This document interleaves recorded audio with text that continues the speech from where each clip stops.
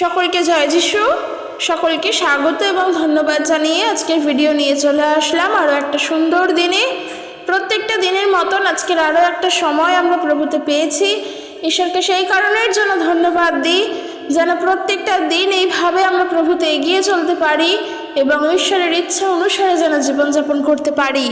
আর তোমাদের সকলকে ধন্যবাদ জানাই যারা প্রত্যেক দিন আমার থেকে ঈশ্বরের বাক্য শুনছো, প্রভুর বাক্য তোমরা দেখছো। তোমাদের প্রত্যেককে ধন্যবাদ জানাই। প্রভুর কাছে এই প্রার্থনা করি যেন তোমরা প্রভুতে বৃদ্ধি পেতে পারো এবং ঈশ্বরের ইচ্ছা অনুসারেই যেন জীবনযাপন করতে পারো। প্রভু যেভাবে চান আমরা যেন সেইভাবেই জীবনে এগিয়ে চলতে পারি। তাই আমরা সব সময় প্রার্থনা করে ঈশ্বরের বাক্য পাঠ করে এবং বাক্য পালন করে যেন জীবনে চলতে পারি, এই আমাদের প্রার্থনা থাকবে। কারণ আমরা প্রত্যেকেই চাই প্রভু যিশুর মতন হয়ে উঠতে, তাই না?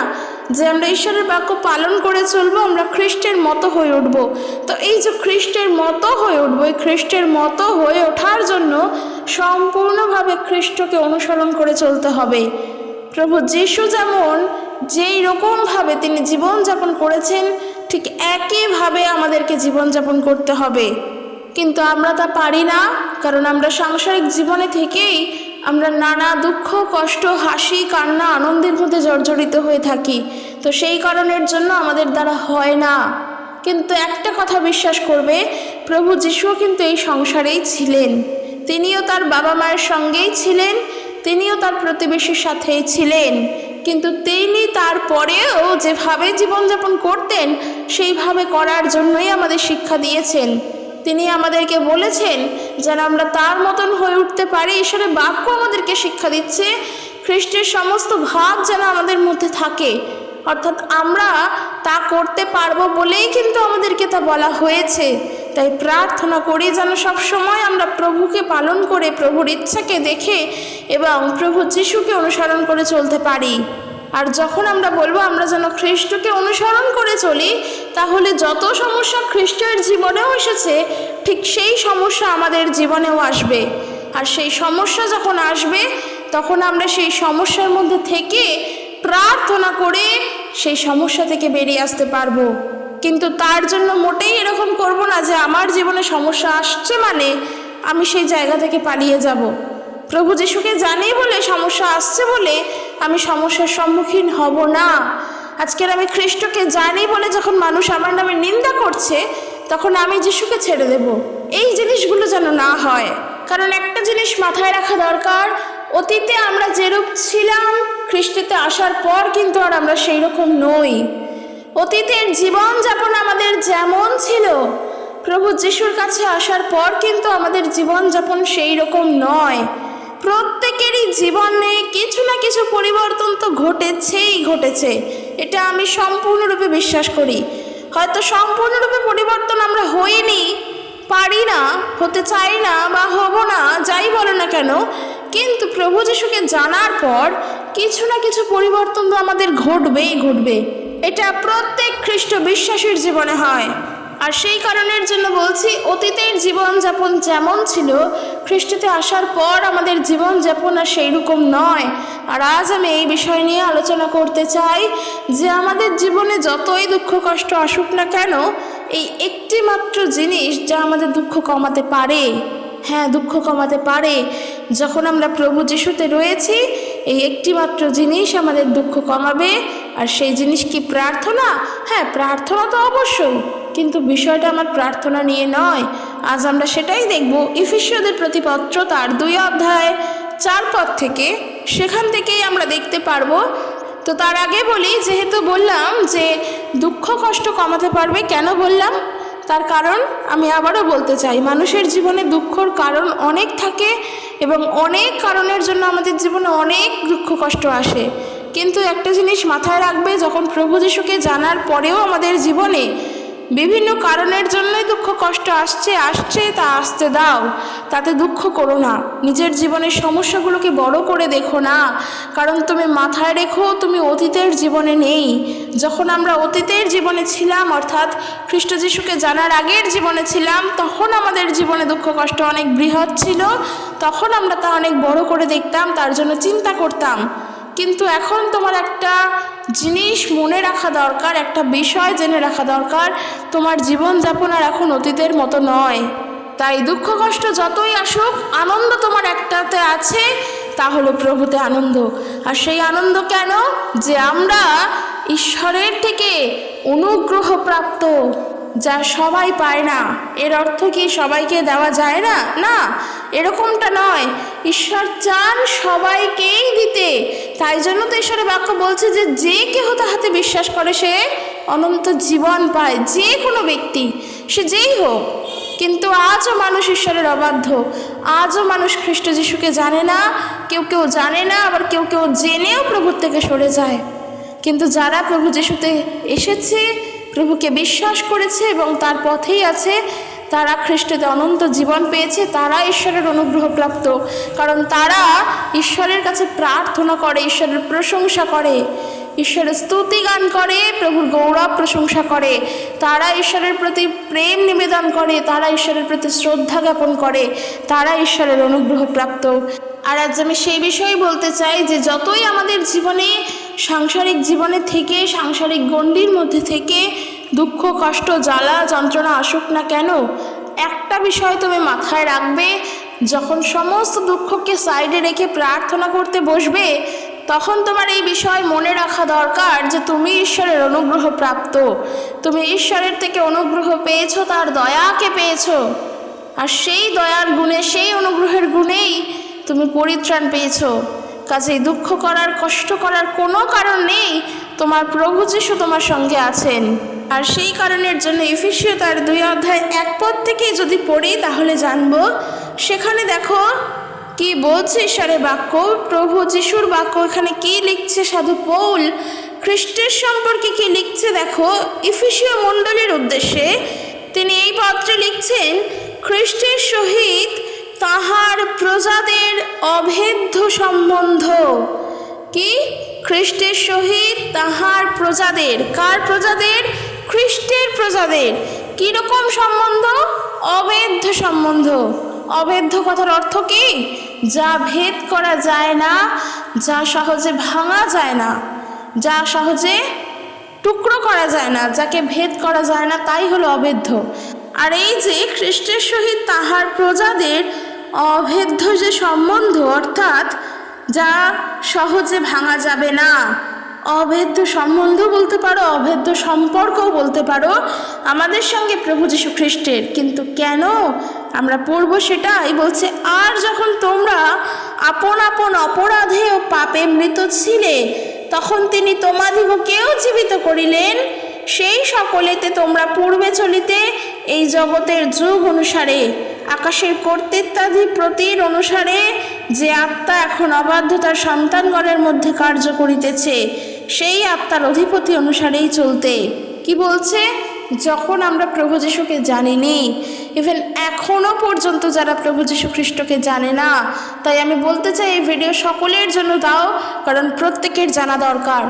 যখনও আমরা প্রভু যিশুকে জানিনি, একেবারে যখন আমরা নিজেদের জায়গাতেই ছিলাম, নিজেদের মতন করেই চলতাম, আর এখনও যারা প্রভু যিশুকে জানে না, কোনোভাবেই খ্রিস্টকে জানেনি, তাদের বিষয় বলছে কি, ঠিক একই রকমভাবে আমরাও তখন অবাধ্য সন্তান ছিলাম, অবাধ্যতায় চলতাম, এবং আপন আপন অপরাধে আমরা কিন্তু পাপে মৃত ছিলাম। কিন্তু প্রভু যিশুকে জানার পর আমরা আর পাপে মৃত নই, কারণ এখন আমরা আত্মিকভাবে জীবিত। খ্রিস্ট আমাদেরকে মৃত্যু থেকে জীবন দিয়েছেন, এখন আমরা খ্রিস্টতে জীবিত। অর্থাৎ তাহলে যারা এখনও প্রভু যিশুকে জানে না, প্রভু যিশুকে গ্রহণ করেনি, তাহলে তারাও তো মৃতই। তারা যেরূপ চলছে আমরাও একসময় সেই রূপই চলতাম। তখন আমরা মৃত্যুর মধ্যেই জীবন কাটাচ্ছিলাম, কিন্তু প্রভু যীশু খ্রিস্ট আমাদের কি দান করলেন? নূতন জীবন দান করলেন, মৃত্যু থেকে জীবন তিনি দিলেন। আর এইটার জন্যই খ্রিস্টের সহিত আমাদের অভেদ্য সম্বন্ধ, কারণ এই কারণের জন্য আমরা চিরকাল প্রভু যীশুর কাছে কৃতজ্ঞ। তাই বিশ্বাসী ভাই বোনেরা, যতজন এই ভিডিও শুনছো, সবার জন্য বলছি একটি বারের জন্য প্রভুকে ধন্যবাদ দাও যে এই মুহূর্তে যেমন পরিস্থিতিতে তুমি রয়েছো, এই মুহূর্তে ভিডিও শুনছো, সেই জায়গায় দাঁড়িয়ে একটি বার প্রভুকে ধন্যবাদ দিয়ে বলো যে প্রভু তোমাকে ধন্যবাদ, তুমি আমাকে মৃতদের থেকে জীবিত করেছো। মৃত্যুই ছিলাম, তুমি সেখান থেকে আমাকে জীবন দান করলে। অর্থাৎ পাপের মধ্যে আমি মৃতই ছিলাম, আমি আমার অপরাধের জন্য মৃতই ছিলাম, তুমি সেখান থেকে আমাকে জীবিত করলে, তুমি আমাকে বেছে নিলে, তুমি আমাকে মনোনীত করলে, তাই তোমাকে ধন্যবাদ। আর আমি এই বিষয়ে বলছি যেন ঈশ্বরকে ধন্যবাদ আমরা এই বিষয় নিয়ে সব সময় দিই, তাকে যেন সকল সময় আমরা ধন্যবাদ দিতে পারি। আর দেখো 3 পদ থেকে বলছে কি, সেই লোকদের মধ্যে আমরাও সকলে পূর্বে আপন আপন মাংসের অভিলাষ অনুসারে আচরণ করিতাম, মাংসের ও মনের বিবিধ ইচ্ছা পূর্ণ করিতাম এবং অন্য সকলের ন্যায় স্বভাবত ক্রোধের সন্তান ছিলাম। সাধু পৌল তিনি নিজেই কথা বলছেন, আর তিনি যা বলছেন একদম সত্যি কথা বলছেন, একদম খাঁটি কথা বলছেন। কারণ দেখো আমরা প্রত্যেকে যারা যারা প্রভু যিশুকে এখন জেনেছি, আমরা প্রত্যেকে আগে তো ক্রোধের সন্তানই ছিলাম। নিজেদের ইচ্ছা অনুসারে জীবনযাপন করতাম, যেটা নিজেরা চাইতাম, যেটা ভালো লাগতো সেইভাবে চলতাম। তখন আমরা বুঝতাম না যে কোন কাজটা করা ঠিক আর কোন কাজটা করা ঠিক নয়, সত্যের কাজ কোনটা, মিথ্যার কাজ কোনটা, এগুলো কিছুই জানতাম না, কিছুই বুঝতাম না। ক্রোধের সন্তানের ন্যায় আমরা জীবনযাপন করতাম। পৌল তিনি তাই বলছেন যে দেখো যে আমরাও সেই লোকেদের মধ্যে, আমরাও সকলে সকলে, কেউ একজন নয়, প্রত্যেকে যারা এখন আমরা বিশ্বাসী, আমরা প্রত্যেকে আমরা পূর্বে আপন আপন মাংসের অভিলাষ অনুসারে আচরণ করিতাম, অন্য সকলের ন্যায় আমরা স্বভাবত ক্রোধের সন্তানই ছিলাম। কিন্তু 4 পদ থেকে যা বলছে, কিন্তু ঈশ্বর যিনি কিনা দয়া ধনে ধনবান, অর্থাৎ তার কাছে দয়ার কিন্তু শেষ নেই, তিনি দয়া ধনে ধনবান বলিয়া আপনার যে মহাপ্রেমে আমাদেরকে প্রেম করিলেন,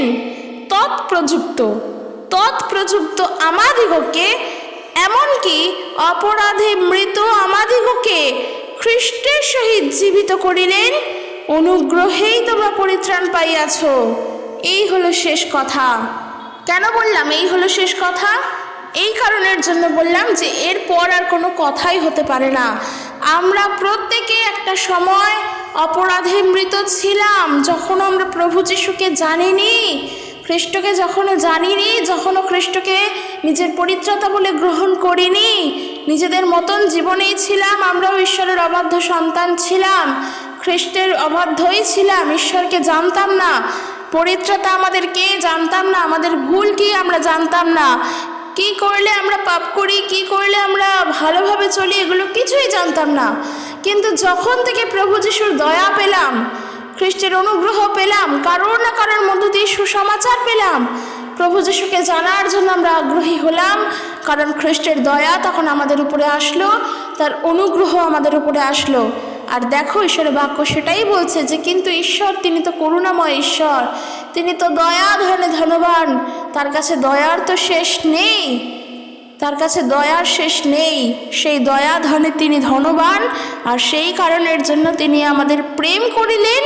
ঠিক সেই জন্যই তৎপ্রযুক্ত আমাদিগকে, এমনকি অপরাধে মৃত আমাদিগকে, শুধু যে আমরা তা না, আমরা আমাদের অপরাধে মৃতই ছিলাম, আমরা আমাদের পাপের কারণে মৃতই ছিলাম। যেমন আদম হওয়া পাপ করেছিল আর তারা ঈশ্বর বিচ্ছিন্ন হয়েছিল, ঈশ্বরের থেকে বিহীন হয়ে গিয়েছিল এবং তারা আত্মিকভাবে মৃত হয়ে পড়েছিল।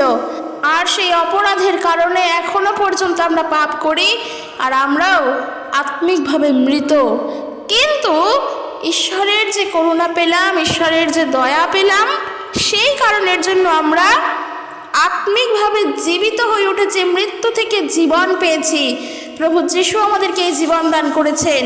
আর সেই কারণের জন্য বলছি যে তৎপ্রযুক্ত আমাদিগকে, এমনকি অপরাধে মৃত আমাদিগকে খ্রিস্টের সহিত জীবিত করিলেন। কে করলেন? ঈশ্বর করলেন। এই ইচ্ছা, ঈশ্বরের ইচ্ছা, এই ইচ্ছা পূর্ব পরিকল্পিত ইচ্ছা। এই ইচ্ছা প্রভু যিশু এই পৃথিবীতে আসার পর নয়। মানুষ বলে না যে তোমাদের ঈশ্বরের কি ওই 2000 বছর আগেই মনে পড়লো যে তোমাদের পাপের ক্ষমা দরকার? এরম করে মানুষ হয়তো আমাদেরকে টিস করে কথা বলে। অনেকে আছেন যারা বলেন, বিশ্বাস করো তারা জানে না বলে বলে। ঈশ্বরের বাক্য একবারের জন্যও বলে না যে প্রভু যিশু এই 2000 বছর আগে এসে আমাদেরকে পরিত্রাণ করলেন। ঈশ্বরের বাক্য বলেন এই কথায় যে জগৎ পত্তনের পূর্ব থেকে ঈশ্বরের ইচ্ছা যেন আমরা পরিত্রাণ পাই, আর সেই কারণের জন্যই তিনি আমাদেরকে খ্রিস্টের মধ্য দিয়ে মনোনীত করে রেখেছেন। এই ইচ্ছা ঈশ্বরের পূর্ব পরিকল্পিত। এই পৃথিবী সৃষ্টির, এই জগৎ উৎপত্তির পূর্ব থেকে ঈশ্বরের এই ইচ্ছা। আর তাই জন্য বলছে, দেখো খ্রিস্টের সহিত জীবিত করিলেন। কে করলেন? ঈশ্বর করলেন। কেন করলেন? আমরা যেমনটা 4 পদে পড়লাম যে কিন্তু ঈশ্বরের করুণা অসীম, তিনি দয়া ধনবান, আর তিনি খ্রিস্টের মধ্য দিয়ে আমাদেরকে মৃত্যু থেকে জীবন দিলেন। আর এরপর যা 5 পদে পড়ল, অনুগ্রহেই তোমরা পরিত্রাণ পাইয়াছ, এবং তিনি যীশু খ্রিস্টতে আমাদিগকে তাহার সহিত উঠাইলেন ও তাহার সহিত স্বর্গীয় স্থানে বসাইলেন। কি বলছে দেখো, ঈশ্বর প্রভু যীশু খ্রিস্টের সঙ্গে আমাদের জীবিত করে স্বর্গীয় স্থানে তার পাশে বসতে আসন দিয়েছেন। সত্যি ঈশ্বরের এই দয়া অনুগ্রহ না থাকলে কিছুই হতো না। মহান ঈশ্বরকে একটিবারের জন্য ধন্যবাদ দিই যে আমরা অযোগ্য ছিলাম, তিনি আমাদেরকে যোগ্য করেছেন। এই সমাজে আমরা অযোগ্য ছিলাম, কোনো জ্ঞান আমাদের ছিল না, কোনো চিন্তা, কোনো ভাবনা, কোনো ভালো বুদ্ধি আমাদের ছিল না। আজ আমরা পাপী থেকে প্রভু যিশুর কাছে এসে পরিত্রাণ প্রাপ্ত হয়েছি। প্রভু এই পাপীদেরকে মনোনীত করেছেন। একটা জিনিস জানবে, এই পৃথিবীতে যতজন খ্রিস্ট বিশ্বাসী আছে সবাই আমরা কিন্তু জগতে মূর্খ ছিলাম। আর যেহেতু আমরা জগতের জ্ঞানে মূর্খ ছিলাম, তাই প্রভু যিশুকে আমরা জেনেছি। আর দেখো, খ্রিস্ট যিশুকে যে জেনেছি ঈশ্বরের ইচ্ছা অনুসারে, তার ফলে আমরা কত কত যোগ্য সম্মান ঈশ্বর আমাদেরকে দিয়েছেন। এইখানেই তা বলছে কি, যে আমাদেরকে ঈশ্বর প্রভু যিশু খ্রিস্টের সঙ্গে জীবিত করে স্বর্গীয় স্থানে তার পাশে বসতে আসন দিয়েছেন। তাহলে চিন্তা করো, প্রভুকে কেন আমরা সম্মান প্রদর্শন করব না? তিনি তো সম্মানেরই। তিনি যদি আমাদেরকে এত ভালোবাসতে পারেন, তিনি যদি আমাদের এত প্রেম করেন, এত করুণা করেন, এত দয়া করেন, তাহলে কেন আমরা তার প্রতি আমাদের শ্রদ্ধা, আমাদের ভালোবাসা, আমাদের প্রেম, আমাদের সম্মান প্রদর্শন করব না? কেন আমরা তাকে ভালোবাসবো না? তিনি তো আমাদেরকে কম ভালোবাসেন না। কিন্তু আমরা ভুল করে ফেলি। ওই যে যখন নিজের জীবনে দুঃখ, কষ্ট, সমস্যা চলে আসে, তখন আমরা ঈশ্বরের থেকে পাওয়া এই বাক্যগুলো ভুলে যাই যে প্রভু আমাদের কত প্রেম করেন। তখন দেখা যায় আমরা প্রভুর নামের নিন্দা করি, কি প্রভুর নামের গৌরব থেকে নিজেদেরকে সরিয়ে রাখি, প্রভুর নামে কথা বলি। এই জন্য বাইবেল পড়া খুবই দরকার। এইগুলো জানার জন্য, ঈশ্বরের এই সত্য জানার জন্য, বোঝার জন্য আমাদের সবাইকে ঈশ্বরের বাক্য পড়তে হবে। এরপর দেখো 7 পদ থেকে কি বলছে, ঈশ্বর এই কাজ করলেন যেন আগামী যুগ পর্যায়ে তার অতুলনীয় মহা অনুগ্রহ সকলের প্রতি তিনি দেখাতে পারেন। অর্থাৎ 7 পদ থেকে যা বলছে, উদ্দেশ্য এই, খ্রিস্ট যিশুতে আমাদের প্রতি প্রদর্শিত তাহার মধুর ভাব দ্বারা যেন তিনি আগামী যুগ পর্যায়ে আপনার অনুপম অনুগ্রহ ধন প্রকাশ করেন।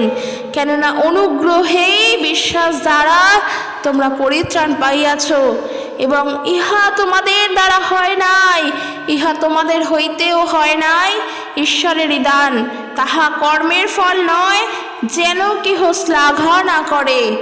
ঈশ্বরের দয়াতে আমরা অনুগ্রহ পেলাম, আর ঈশ্বরের এই অনুগ্রহের জন্য আমরা পরিত্রাণ পেলাম, মৃত্যু থেকে জীবন পেলাম, পাপী ছিলাম, পাপ থেকে উদ্ধার পেলাম, অযোগ্য ছিলাম, যোগ্য হলাম, অবাধ্য ছিলাম, ঈশ্বরের বাধ্য সন্তান হলাম।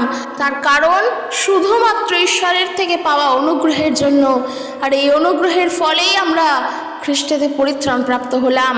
তাই এই যে মানুষ বলে না যে আমাদের কর্ম ভালো ছিল বলেই আজ আমরা পরিত্রাণ পেলাম, কর্মের গুণেই পরিত্রাণ, ধর্মের গুণেই পরিত্রাণ, ধর্মকর্ম করো তাতেই তুমি উদ্ধার পাবে, নাম করো তাতেই তুমি উদ্ধার পাবে। মানুষ দেখবে যারা কিনা বিভিন্ন শাস্ত্র নিয়ে ঘাটাঘাটি করে, যারা কিনা এই আধ্যাত্মিক বিষয়ে ভালোভাবে জানে, তারা বলতে পারবে, তারা বলবেও ধর্মকর্মের মধ্য দিয়েই পরিত্রাণ। কর্ম করে যাও, ফল তুমি পাবেই। কিংবা কর্ম করো, ফলের জন্য চিন্তা করো না, ফল তুমি পাবেই, তুমি পরিত্রাণ পাবেই। মানুষ এই ধর্মকর্মের মধ্য দিয়েই পরিত্রাণের বিষয় বলে, কিন্তু তারা একবারের জন্যও জানে না যে পরিত্রাণ যে তুমি পাবে, অর্থাৎ পরিত্রাণ পাওয়া মানে কি, তুমি মুক্তি পেলে, তুমি উদ্ধার পেলে। এবং সেই মুক্তি, সেই উদ্ধার বিভিন্ন কারণের হতে পারে, বিভিন্ন বিষয়ের হতে পারে। দুঃখ কষ্ট থেকেও মুক্তি, দুঃখ কষ্ট থেকেও উদ্ধার হতে পারে, কিংবা আরও অন্যান্য অনেক বিষয় থাকে। এর মধ্যে পাপের বিষয়টাও কিন্তু থাকে। শুধু দুঃখ কষ্ট বা আমার যেটা সাংসারিক জীবনে থাকার জন্য চাহিদা, শুধু তা নিয়ে তো জীবন নয়। শুধু আমার জীবনে বেঁচে থাকার জন্য, সংসার চালানোর জন্য এগুলোই দরকার, এগুলো ঠিক থাকলেই আমি ভালো আছি না, শুধুমাত্র তা নিয়ে জীবন নয়। তা নিয়ে জীবন যদি চলতো শুধু, তাহলে আজ পৃথিবীতেই ভালো খারাপের এত বাছাই থাকতো না। তাই শুধুমাত্র তা নিয়ে জীবন নয়, এর মধ্যে পাপের বিষয়ও আসে। যখন তুমি তোমার ভুলের জন্য, তোমার পাপের জন্য তুমি বেরিয়ে আসতে চাও, ক্ষমা পেতে চাও, যখন তুমি তোমার পাপ থেকে উদ্ধার পেতে চাও, পরিত্রাণ পেতে চাও, তখন তোমার জানা দরকার এই যে তুমি পরিত্রাণ পাবে, তোমার যে পরিত্রাণের দরকার, পরিত্রাণটা তুমি নেবে কিভাবে নেবে? একমাত্র তা নেবে ঈশ্বরের দয়ার গুণে, ঈশ্বরের অনুগ্রহের জন্য। তার অনুগ্রহ যদি না পেতাম, তাহলে আমরা কোনো দিনেরই জন্য পরিত্রাণ পেতাম না। আর তাই বলছে যে তাহা কর্মের ফল নয়, যেন কেহ শ্লাঘা না করে, কারণ আমরা তাহারই রচনা, খ্রিস্ট যিশুতে বিবিধ সৎক্রিয়ার নিমিত্ত সৃষ্ট। একটা জিনিস মাথায় রাখবে, আমরা প্রত্যেকে কিন্তু ঈশ্বরের থেকে সৃষ্টি। আমরা কিন্তু সবাই এই পৃথিবীতে আমরা যা যা দেখতে পাই, আকাশ থেকে শুরু করে গাছপালা থেকে, পশু পাখি থেকে, মানুষ থেকে, যা যা আছে সব কিছু কিন্তু ঈশ্বরের সৃষ্টি। আমরা মানুষ কিন্তু প্রভু ঈশ্বরের সৃষ্টি। আমাদের সৃষ্টিকর্তার মালিক তিনি আমাদেরকে সৃষ্টি করেছেন, তিনি আমাদের ঈশ্বর, তাকে আমরা শ্রদ্ধা করি। আমরা কিন্তু তাহারই রচনা, তিনিই আমাদেরকে বানিয়েছেন। তাই তার উপরে যাওয়া, তাকে ঊর্ধ্বে বা তাকে টপকে নিজের বিষয়ে গর্ব করা, এ আমাদের যেন স্পর্ধাতেও না আসে। কারণ মনে হতেই পারে যে তিনি তো দেখতে পাচ্ছেন না, তাই ওই কাজটা আমার দ্বারাই হয়েছে। কে বলে যে তিনি আমাকে পরিত্রাণ করেছেন? আমি 5 জন মানুষকে খাওয়াতাম, আমি 5 জন মানুষের কাছে তাদের দুঃখে, তাদের সুখে, জীবনে তাদের পাশে দাঁড়াতাম, তাদের সেবা করতাম। সেই জন্য আজ আমি পরিত্রাণ পেয়েছি। কি সেই কারণের জন্য আজ আমি যোগ্য, আজ আমার আধ্যাত্মিক জীবন অনেক সুন্দর। সেই কারণের জন্যই ওই আমি যখন দুঃখীদের সামনে যেতাম, তাদেরকে আমি 5 টাকা দিয়ে সাহায্য করতাম। সেই কারণের জন্য আজকে আমি আমার পাপের ক্ষমা পেয়েছি, আমি উদ্ধার পেয়েছি, আমি পরিত্রাণ পেয়েছি, আমি ওই নাম করেছি, আমি ওই ধর্ম পালন করেছি বলেই আমি উদ্ধার পেয়েছি। যেন কেউ এইভাবে যেন শ্লাঘা না করে। কারণ প্রভু যিশুর কাছে যখন তুমি আসবে, তোমার হৃদয়ে যদি অনুতপ্ত হৃদয় না থাকে, খ্রিস্টেতে যদি আমাদের অনুতাপ না থাকে, নিজের ভুলের জন্য যদি অনুতাপ না থাকে, তাহলে আমাদের খ্রিস্টীয় জীবন সঠিক নয়। কারণ খ্রিস্টীয় জীবনে অনুতপ্ত জীবন থাকাটা সবথেকে গুরুত্বপূর্ণ। আর যখন তোমার জীবনে অনুতাপ আছে, তখন তুমি অটোমেটিকভাবেই দেখবে তোমার ওই অনুতাপের কারণে তুমি প্রার্থনা করো, ওই অনুতাপের কারণেই তুমি প্রভুর থেকে ক্ষমা চাও। তোমার ভুল অপরাধ না হলেও তুমি ক্ষমা চাও, কারণ তুমি জানো যে তোমার হৃদয় অনুতপ্ত হৃদয়, তোমার অপরাধ তোমার জানা অজানায় সব সময় হয়ে থাকে। তাই আমরা যেহেতু তার সৃষ্টি, তার রচনা, সেই কারণের জন্য আমরা যেন কোনোভাবে কোনো বিষয় নিয়ে অহংবোধ না করি, গর্ব না করি, শ্লাঘা না করি যে আজ আমি পরিত্রাণ পেয়েছি আমার ধর্মের গুণে, আমার কর্মের গুণে। একেবারের জন্য না। ঈশ্বরের অনুগ্রহ যদি না থাকতো, আমরা পরিত্রাণ পেতাম না। আর যখন আমরা ঈশ্বরের অনুগ্রহ পেয়েছি, প্রভুকে বিশ্বাস করতে শুরু করেছি, প্রভুকে ভালোবাসতে শুরু করেছি। তাই আমি বাপ্তিস্ম নিয়েছি বলেই আমি পরিত্রাণ পেয়েছি, এই ধারণাটাও যেন না থাকে। কারণ পরিত্রাণ আমাদের অনুগ্রহের জন্যই আমরা পেয়েছি। সেইটাই ঈশ্বরের বাক্য বলছে যে ঈশ্বরেরই দান এইটা, ইহা তোমাদের হইতে হয় নাই, তাহা কর্মের ফল নয়, যেন কেহ শ্লাঘা না করে। কারণ আমরা তাহারই রচনা, যীশু খ্রিস্টতে বিবিধ সৎক্রিয়ার নিমিত্ত সৃষ্টি। খ্রিস্ট যিশুতে বিভিন্ন সৎ ক্রিয়ার জন্য আমরা সৃষ্টি, অর্থাৎ আমরা কি করব, আমরা যখন খ্রিস্টতে জীবনযাপন করছি আমরা যেন সর্বপ্রকার সৎ কাজ করার জন্যই এগিয়ে যেতে পারি, যেন সৎ কাজই করি, অর্থাৎ কি নিজের জীবনে যেন সৎ থাকি। ওই যখন আমি প্রার্থনার বিষয় নিয়ে আমি ভিডিও দিয়েছিলাম সেখানেই আমি বলেছিলাম যে সৎভাবে জীবনযাপন করাটা প্রত্যেকটা মুহূর্তে আমাদের দরকার। আমরা যখন দিয়াবলের ভিডিওটা শুনেছিলাম সেখানেও আমি বলেছি নিজের জায়গায় যখন আমরা সৎ থাকবো কেউ আমাদের সঙ্গে কাজ করতে পারবে না, আমাদের বিরুদ্ধে যেতে পারবে না, আর আমাদের বিরুদ্ধে গেলেও তখন কোনো সমস্যা নেই, কারণ আমরা আমাদের জায়গায় সৎ, আমরা অনেস্ট আছি। কেউ বলার মতন একটা পয়েন্ট খুঁজে যেন না পায়, কেউ যেন নিন্দাকর না করে, কারণ আমাদেরকে সৎ থাকতে হবে। কারণ বাইবেল বলছে কি, তোমরা সৎ ক্রিয়ার জন্যই সৃষ্টি, তোমরা বিবিধ সৎ ক্রিয়ার জন্যই তোমরা সৃষ্ট খ্রিস্ট যিশুতে। বলছে সেগুলি ঈশ্বর পূর্বে প্রস্তুত করিয়াছিলেন যেন আমরা সেই পথে চলি। ওই যে বললাম, কেউ যদি তর্ক করে বা কেউ যদি বলে যে তোমাদের প্রভু যীশু খ্রিস্টের ওই 2025 বছর পূর্বেই মনে হলো তোমাদের পরিত্রাণ দরকার, কি তোমাদের প্রভু যীশুর কি ওই 2000 বছর আগেই মনে হলো এই পৃথিবীতে আসা দরকার, এই সমস্ত কথা যদি কেউ আমাদেরকে শোনায় আমরা যেন উত্তর দিতে পারি যে বাইবেলটা খুলে পড়ো, খ্রিস্ট যিশু 2000 বছর পূর্বে আমাদের মনোনীত করেননি, জগৎ উৎপত্তির পূর্ব থেকে তিনি আমাদেরকে বেছে রেখেছেন। ঈশ্বর এই জগৎ সৃষ্টির পূর্ব থেকে আমাদেরকে মনোনীত করেছেন। তাই আজও যারা প্রভু যিশুকে বিশ্বাস করে গ্রহণ করে তারা ঈশ্বরের হারানো সন্তান ছিল, কিন্তু প্রভু যিশুকে জানার পর খ্রিস্টতে তারা ফিরে এসেছে। যারা এখনও প্রভু যিশুকে গ্রহণ করে, যারা এখনও নিজের পরিত্রাতা বলে যিশুকে বিশ্বাস করে, তারা ঈশ্বরের অবাধ্য সন্তানই ছিল, তারা এখন প্রভু যিশুতে বাধ্য সন্তান হয়েছে। তাই আমরা এই বিষয়গুলো নিয়ে যেন গর্ব না করি, কিন্তু বিশ্বাস করো গর্ব করার বিষয় একটাই হয় যে সত্যি ঈশ্বর আমাকে মনোনীত করেছেন। আমি প্রভু যিশুকে ধন্যবাদ দিই, তিনি আমাকে হাজার ভিড়ের মধ্য থেকে বেছে নিয়েছেন। এটা তো গর্বের বিষয়, এটা নিয়ে গর্ব সত্যি হয় যে অনেক মানুষ যিশুর কাছে আসে, আবার অনেক মানুষ প্রভুর থেকে হারিয়েও যায়, কিন্তু প্রভু আমাকে এখনও ধরে রেখেছেন, আমিও প্রভুকে ছাড়বো না, প্রভুতে আমি এখনও স্থির। এই বিষয়েও গর্ব করার কিছুই নেই, কিন্তু খ্রিস্ট যে হাজার ভিড়ের মধ্য থেকে আমাকে বেছেছেন, পুরো সমগ্র আমাদের এরিয়ার মধ্য থেকে আমাকে বেছেছেন, সমগ্র তোমার এরিয়ার মধ্য থেকে তোমাকে বেছেছে, তোমার মতন কয়েকটা পরিবারকে বেছেছে, এই কারণের জন্য ঈশ্বরকে ধন্যবাদ দিই, এইটা গর্ব করার বিষয়। কিন্তু যখন জানবে যে শুধু আমরাই গর্ব করব না, আমাদেরও সবাইকে বলা দরকার, সবার কাছে যাওয়া দরকার, তাদেরকেও জানানোর দরকার, কারণ সেই জায়গার থেকেও হয়তো অনেক বিশ্বাসী, অনেক খ্রিস্টের বিশ্বাসীরা ঈশ্বরের সন্তানেরা বেরিয়ে আসবে। ঠিক তখনই আমাদের দরকার সুসমাচার নিয়ে গিয়ে প্রত্যেকের কাছে পৌঁছে দেওয়া। যেভাবে আমরা প্রভু যিশুতে পরিত্রাণ প্রাপ্ত, সেইভাবে যারা এখনও প্রভু যিশুকে জানে না তারাও যেন খ্রিস্টতে পরিত্রাণ প্রাপ্ত হতে পারে। কারণ প্রভু যিশু তো কারোর একার নন, তিনি কারোর একার নন, তিনি ইহুদিদেরও একার নন, তিনি সবার, তিনি ইহুদি, অইহুদি, পরজাতীয়, গ্রিক, সবার, যাই বলো না কেন তিনি সকলের। তিনি উচ্চ বংশেরও নন, তিনি নিম্ন বংশেরও নন, তিনি মাঝারি বংশেরও নন, তিনি সবার মানে সকলের। তাই জন্য খ্রিস্টতে আসতে হবে সকলকেই, প্রভু যিশুকে স্বীকার করতে হবে সকলকেই, প্রভু যিশুর কাছে এসে নত প্রত্যেককেই হতে হবে।